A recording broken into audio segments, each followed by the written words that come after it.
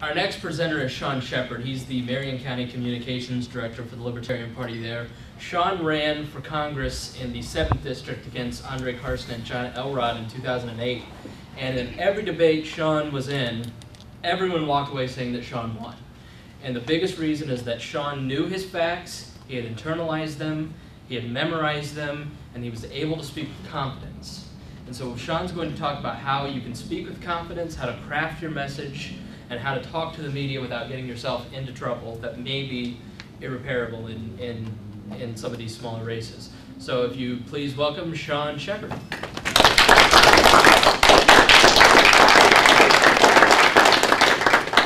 Thanks, Chris. Yeah, talking about the debates and stuff, we'll have a great story from one of them.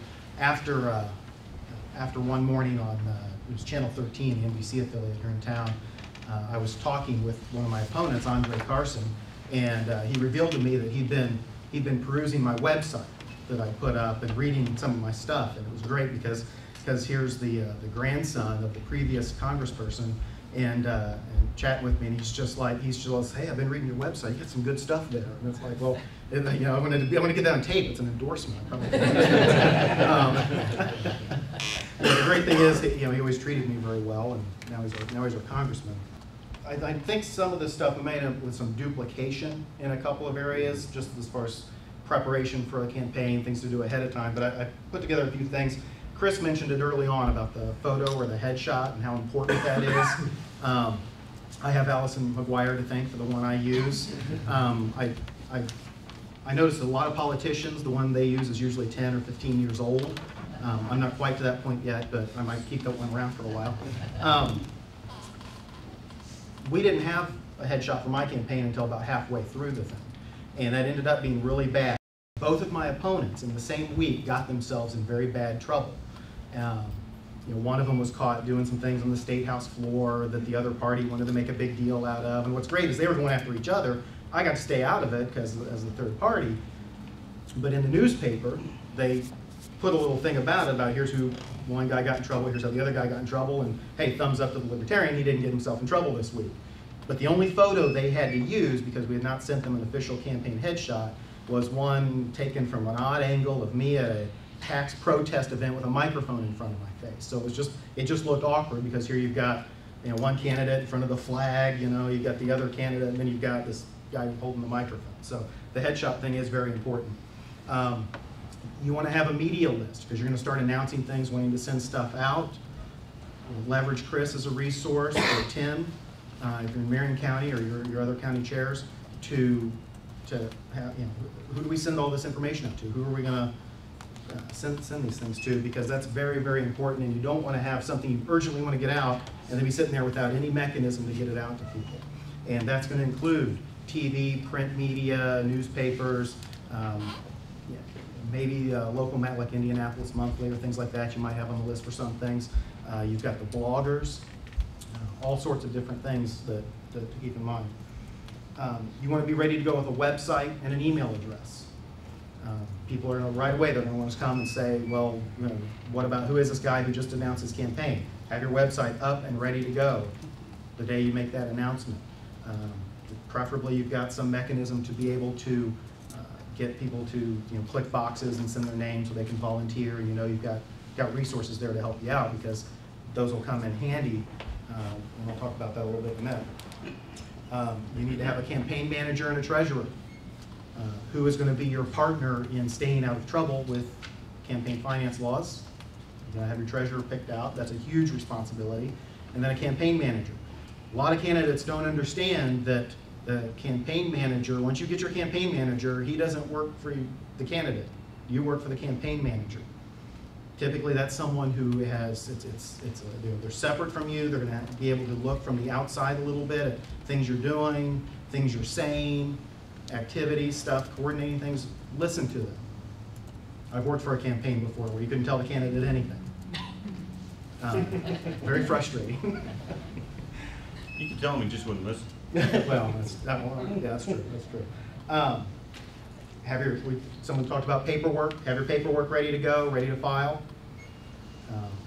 Double, triple check. Do not fill it out by yourself and then go turn it in. Make sure other folks in the party get to look at it. Some of the forms change periodically, and I think someone suggested earlier that sometimes the rules change and they don't tell us as well as they should. But we had an instance, I think a year ago or a couple years ago, where there was a form that they had changed, and there was a line on the form that looked like a divider, like they were separating the top half from the bottom half of the page. But at the end of the day, that's where you were supposed to write what office you were running for. And it wasn't really clear on there, unless you're looking through the thing and realize that it never asked you for that. Someone talked about platform. Why are you running? What are the core themes of your platform? I got a few points I want to make about that in a minute. Find a friend or relative, someone, and we're doing a good job with some stuff here today, who has a camcorder, or have your own, have someone to man it. Because every time you're out talking to people, doing things, debates, you want to get that stuff recorded, number one, because you'd probably like to have a copy someday, but number two, you can stick that stuff on YouTube, direct people there, and then anytime they want to find out what you're about, whether, if you're, especially if you're personable and you're good speaking in front of people, you want to get that out there so that you can present that professional image. I think that's very helpful, especially with everyone sitting on the computer all the time looking at this stuff. Announcing your run. One thing to consider is, and I think especially if you're running for statewide or federal office, is do you need to hold a press conference of some kind? If you're going to do that, you don't want to be standing there by yourself announcing this thing. You want to have some of your campaign staff, your relatives, people who care about you there with you, right? A little bit of a show of force that we have some momentum to this, and make an announcement. One thing you want to do before you do that, though, before you announce as a candidate, is if you have a Facebook page, you might want to go through that. If your Facebook page is all fart jokes and sexual innuendo, you might want to clean that up a little bit. I see Chris left already.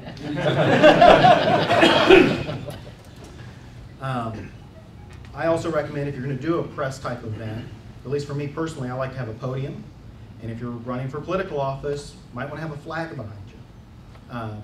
Former Congresswoman Julia Carson, if you ever watched her, she always had something patriotic on her, whether it was a flag scarf or a pin or something like that. Think about those kind of things, because it's part of what makes you look like a politician, like you're serious about the country or the values of America. Press releases, including one you're going to use to announce your candidacy, and this all goes back to who all you're going to send that to as well. Don't write them yourself and then send them out without 2 or 3 eyes looking over them. Preferably, if you have someone who knows someone who's good at writing, you can leverage that resource to do those things for you so that you can focus on going out talking to voters, that sort of thing. If asked, why are you running? You better have some good answers. 2 to 3 quick points that you can put into media sound bites. Why are you running for this office? And you just got to have 2 or 3 really good reasons as to why you're compelled to do this, why you think you can do a better job than the people who are doing it now or have done it before. That's critically important. You will get asked that question repeatedly, so be prepared, because you don't want to make that answer up the first time a news reporter sticks a microphone in your face and goes, why are you running? And you're going, well, this, that, and that guy's, you want to have it condensed down. So if by chance they play it on the news that night, it sounds good, and wow, hey, right away you make a good first impression.